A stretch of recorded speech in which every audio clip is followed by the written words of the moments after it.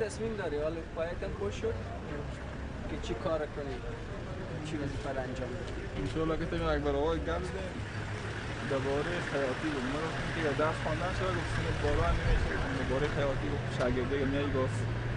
راجسترت میکنم برای خیاط شاگرد خیاط سوشال اکتیویتی برات گفت که من حیث شاگرد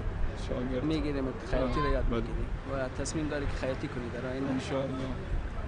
من بعد خود تنبلی نمیکنی مثل که 17 سال میشه پای نپوشیدی و نامدی نه دیگه ان شاء الله دیگه راه میریم سرشون زحمت کشیدیم به داخل شاید در اول احساس کرده باشی که تنها خودت معیوب هستی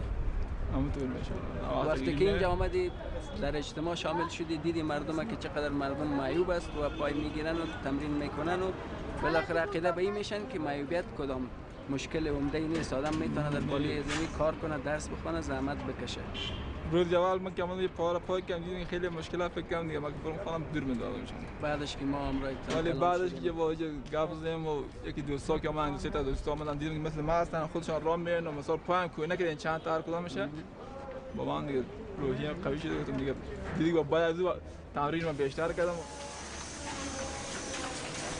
پای دست پایین نسای نکن همیشه که راه میری بالا سر قسمت که بایسکل یاد گرفتی کدام وقت؟ نه دوره که میگه سعی کن وقت نمیدی بایسکل وقتی خود خم میکنی فاصله کم میشه ثباتت هم چیز میشه وقتی که خود